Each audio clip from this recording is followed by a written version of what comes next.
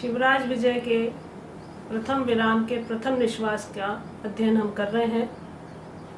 कुछ गद्यांश पढ़ लिए हैं, उन्हीं पर आधारित कुछ प्रश्नों को हम आज हल करेंगे। पहला प्रश्न है, गौरवटु प्रातः जल्दी क्यों नहीं उठ सका? और इसका उत्तर है, 7 वर्ष की रोती हुई कन्या की सेवा करने के कारण रात्रि के 3 प्रहर तक वो जाग रहा था, इसलिए प्रातः जल्दी नहीं उठ सका।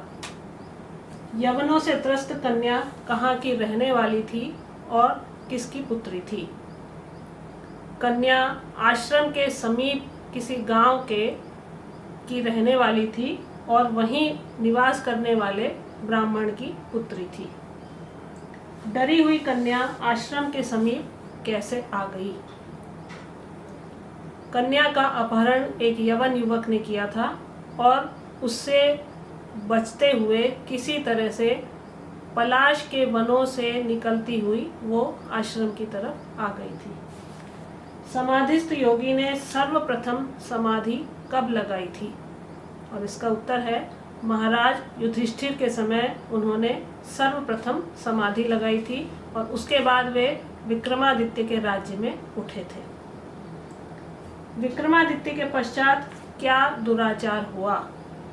और इसका वर्णन ब्रह्मचारियों के गुरु कर रहे हैं और उनके मुख से जो वर्णन किया गया उसे महामुनि ने, जो समाधिस्थ योगी थे, समाधि से उठे थे, उन्हें वो सुना रहे हैं। और इसमें उन्होंने ये कहा है कि विक्रमादित्य के समय बहुत अच्छा शासन था, लेकिन उसके बाद जो दुराचार हुआ है यवनों के प्रवेश से भारत में, उसमें वेदों को फाड़ा जा रहा है, धार्मिक ग्रंथों को भी नष्ट किया जा रहा है, पुराण भाष्य आदि फाड़कर जलाए जा रहे हैं, मंदिरों को तोड़ा जा रहा है,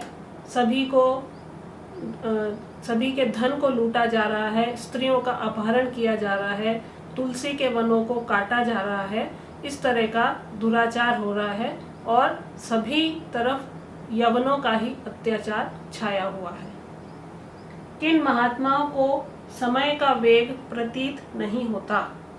और इसका उत्तर है, जो निरंतर योग साधना में निरत रहते हैं उन्हें समय का वेग प्रतीत नहीं होता। जैसा इन योगी के वृत्तांत से हम जानते हैं कि वे युधिष्ठिर के समय समाधि जो लगाई थी, उस दीर्घकालीन समाधि के बाद विक्रमादित्य के राज्य में वे उठे थे और विक्रमादित्य के राज्य में जब उन्होंने समाधि लगाई थी उसके 1700 वर्ष बाद अब वो उठे हैं, जिस समय भारत में यवनों का आतंक मचा हुआ है।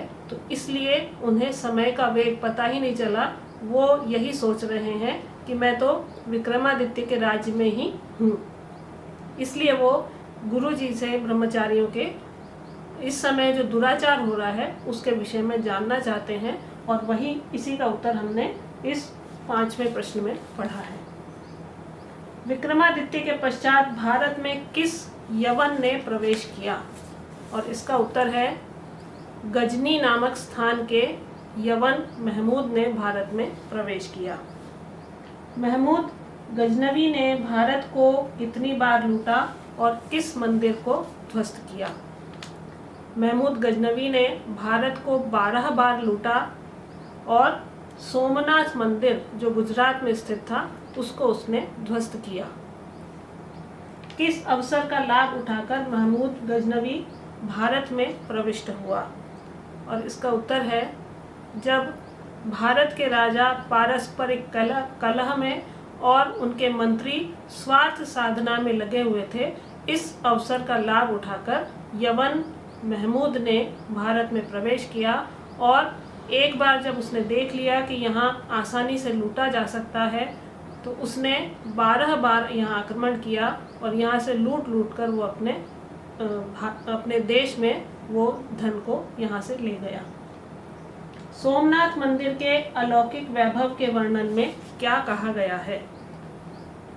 उसकी अलौकिकता के विषय में ये कहा गया है कि उसके मंदिर के जो दरवाजे थे, स्तंभ थे, उसके छज्जे थे, उसकी जो दीवारें थी, उनमें बहुमूल्य रत्न, हीरे, मोती और पद्म आदि जड़े हुए थे और वहाँ 200 मन सोने की श्रृंखला में, उसकी जंजीर में वहाँ पर महाघंटा लगा हुआ था, उसको भी महमूद गजनवी ने ध्वस्त कर दिया और वो सब वहाँ से लूटकर वो अपने देश में ले गया।